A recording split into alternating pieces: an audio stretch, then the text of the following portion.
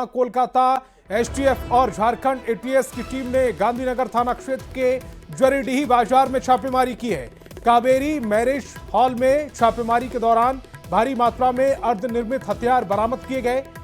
मैरल hall के बगल में स्थित गोदाम से 50 पेटी अवैध विदेशी शराब जब्त होने की सूचना है। गांधीनगर थाना पुलिस और बेरमो थाना पुलिस भी छापेमारी में शामिल है। पिछले दिनों धनबाद के महुदा थाना क्षेत्र में भी हथियार को लेकर छापेमारी हुई थी। बोकारो में छापेमारी अभी भी जारी है। मैरिज हॉल सूरज साहब का बताया जा रहा है। छापेमारी के दौरान महिला पुलिस भी मौजूद रही। और मृत्युंजय हमारे संवाददाता ज्यादा जानकारी के साथ फोन लाइन पर जुड़ रहे हैं। मृत्युंजय, ये बड़ी कार्रवाई, क्या अपडेट अब तक? इस तरह से बंगाल एसटीएफ और झारखंड एटीएस की संयुक्त कार्रवाई आज गांधीनगर थाना क्षेत्र के जरीडीह बाजार के पास हुई है। मैरिज हॉल में हम कह सकते हैं कि बड़ी कार्रवाई है और बोकारो पुलिस जो 2 थाने की पुलिस भी मौके पर मौजूद है। लेकिन हम कह सकते हैं कि जिस प्रकार से ये शराब बरामदगी की तस्वीर जो सामने आ चुकी है, लेकिन हथियार बरामदगी की तस्वीर अभी नहीं आई है, तो हम कह सकते हैं कि बड़ी कार्रवाई है। क्योंकि पिछले दिनों धनबाद के मोहदा में भी बड़ी कार्रवाई दोनों ही टीम के द्वारा की गई थी। तो ऐसे में कह सकते हैं कि एक बड़ा नेटवर्क जो झारखंड में हथियार सप्लाई का चल रहा है या फिर शराब सिंडिकेट का चल रहा है, ऐसे में यह बड़ी कार्रवाई कह सकते हैं। अब देखना यह है कि जो पुलिस है इस पर क्या जानकारी देती है, क्योंकि कोई भी अधिकारी अभी कुछ भी बोलने से बच रहे हैं। तो ऐसे में कह सकते हैं कि बड़ी कार्रवाई अब देखना यह होगा कि पुलिस इसको किस रूप में सामने रखती है। देखना यह होगा कि पुलिस इस पूरे जो कार्रवाई है इसको किस रूप में रखती है। मृत्युंजय, आप हमारे साथ जुड़े, आपका बहुत बहुत शुक्रिया।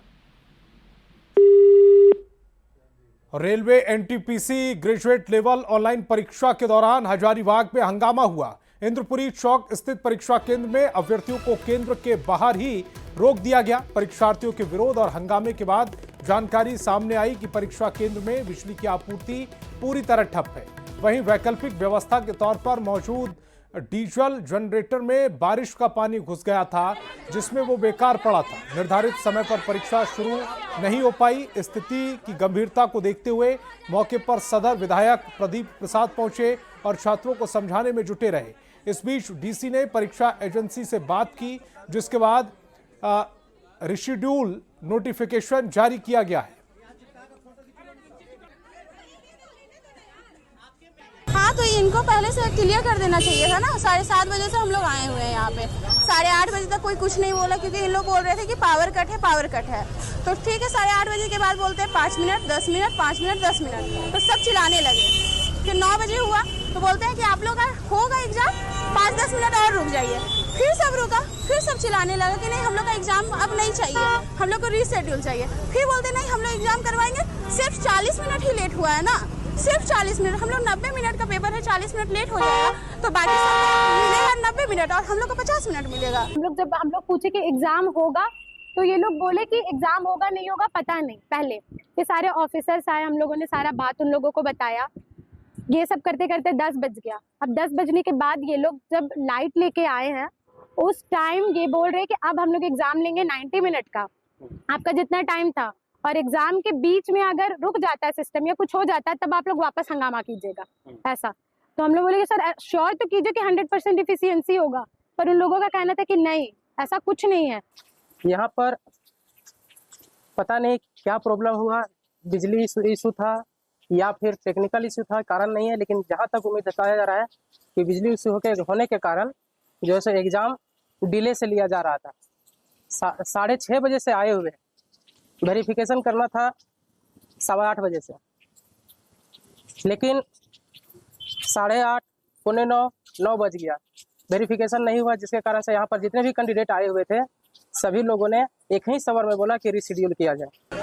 कहीं न कहीं फॉल्ट आया, एग्जाम लेने में डीजी सेट में फॉल्ट आया, जिसके चलते एग्जाम नहीं हो पाया। बच्चों का कहना है कि फिर से रिशेड्यूल कर दिया जाए।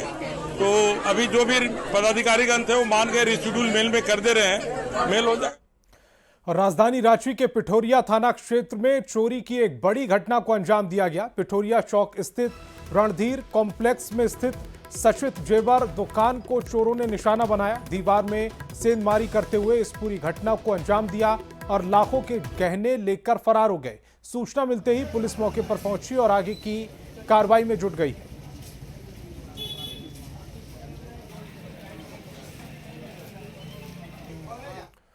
खबर जमशेदपुर से, जहां फरार आरोपी निसार हसन उर्फ निश्वी को दिल्ली एयरपोर्ट से गिरफ्तार कर लिया गया। आरोपी 2 साल से फरार चल रहा था। बम फेंककर गणेश सिंह की हत्या का उस पर आरोप था। फरार होने के बाद वो बहरीन में काम कर रहा था। जमशेदपुर पुलिस ने उसकी गिरफ्तारी के लिए लुकआउट वारंट जारी किया। जमशेदपुर पुलिस निसार को लाने के लिए दिल्ली रवाना हो गई। इसी बीच आरोपी ने एक वीडियो जारी किया जिसमें एनकाउंटर की आशंका जताई गई है।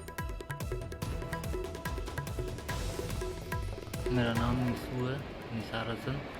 मुझे दिल्ली एयरपोर्ट में पकड़ा गया है और मुझे अब झारखंड पुलिस, जमशेदपुर पुलिस के हवाले किया जाएगा। मुझे डर है कि पुलिस मेरा फेक एनकाउंटर ना कर दे, इसलिए।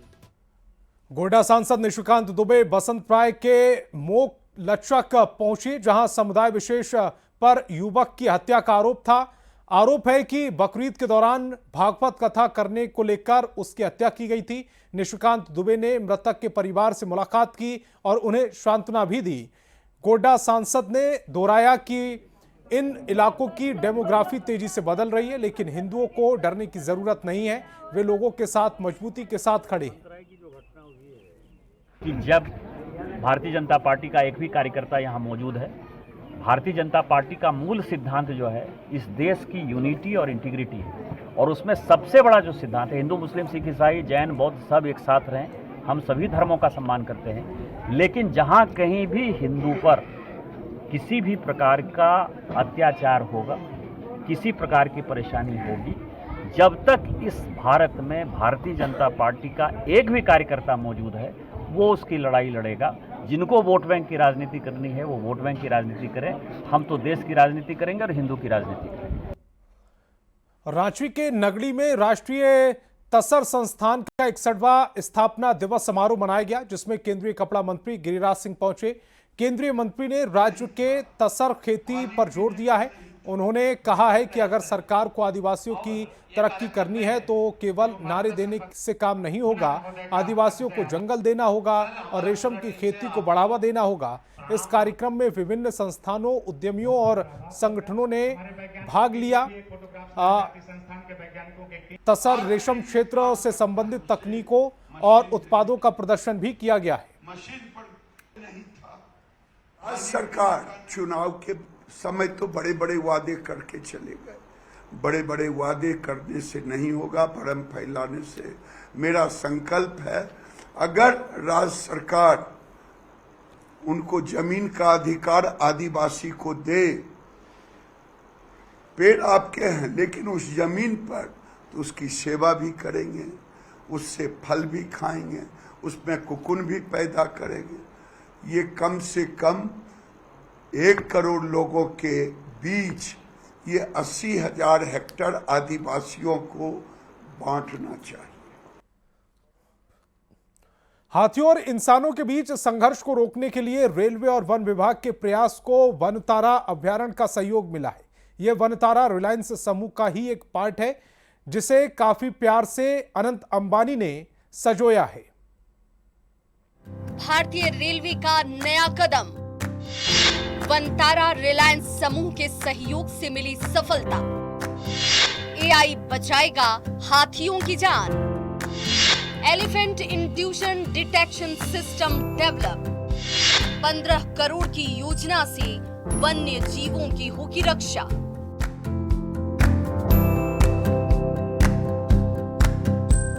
दक्षिणपुर रेलवे का चक्रधरपुर रेल मंडल हाथियों को ट्रेन हादसों से बचाने की दिशा में एक ऐतिहासिक कदम उठा रहा है। रेलवे ट्रैक पर हाथियों के आने और उसके बाद हादसे का खतरा अब ऐसा नहीं होगा। जी हां, इन हादसों को रोकने के मकसद से elephant intuition detection systems develop किए गए हैं, जो अपनी ट्रायल में भी सफल रहा। Elephant intuition detection system AI based है। इसे लेकर रांची डीसीएम सुजीत सिंह ने कहा कि गुजरात के जामनगर स्थित अनंत अंबानी के वनतारा अभ्यारण्य हाथियों को लाया गया था, जिसकी मदद से ये ट्रायल कंप्लीट हुआ है। अब जरा जान लीजिए कि कैसे काम करता है ये सिस्टम। हाथियों की सुरक्षा के लिए तकनीकी पहल। वनतारा अभ्यारण्य के साथ से वन्य जीवों की होगी सुरक्षा। हावड़ा मुंबई रेल लाइन पर इंट्यूशन डिटेक्शन सिस्टम ट्रैक के दोनों तरफ लगा होगा ऑप्टिकल केबल। 30 मीटर के दायरे में काम करने की क्षमता। हाथी के ट्रैक पर आते ही सिस्टम करेगा वाइब्रेट। अलार्म बजने से वक्त रहते पहुंचेगी सूचना। ट्रेन को समय रहते रोका जा सकेगा। On the side of the tracks, an optical cable will be laid down और जब एलिफेंट उस ऑप्टिकल केबल के ऊपर आएगा तो इट विल क्रिएट वाइब्रेशन, जिसके कारण एक अलार्म बजेगा which will inform the railway authorities that an elephant is in the vicinity. तो उसके अनुसार जो है ट्रेन को स्टॉप कर दिया जाएगा ताकि इस टाइप के कोलिजन्स को अवॉइड करा जा सके। वहीं इस ट्रायल से वन विभाग काफी उत्साहित है। वन विभाग का कहना है कि इस तरह के हादसे राउरकेला चक्रधरपुर रेल लाइन में बड़े ज्यादा होते हैं। साथ ही हाल के दिनों में रांची डिवीजन में भी ऐसी घटनाएं सामने आ चुकी हैं। अभी चूंकि रेसिडेंशियल एरियाज बढ़ रहे हैं, गांव बड़े हो रहे हैं, रोड का नेटवर्क बढ़ रहा है, तो वो ह्यूमन एनिमल कन्फ्लिक्ट हो जाता है। बट उसी को प्रिवेंट करने के लिए हम ये जो QRT बोला या जो लोकल टीम्स हैं वो डिप्लॉय करके रखते हैं ताकि रिएक्शन टाइम कम हो और जल्दी लोगों को सूचित किया जा सके ताकि जान माल की क्षति कम हो। रेलवे का ये इनोवेटिव प्रयास केवल हाथियों की जान बचाने की दिशा में ही नहीं है, बल्कि पर्यावरण संरक्षण और तकनीक के जिम्मेदार उपयोग की एक चलती फिरती मिसाल भी पेश करता है। न्यूज़ 18 के लिए रांची संवाददाता ओम प्रकाश की रिपोर्ट।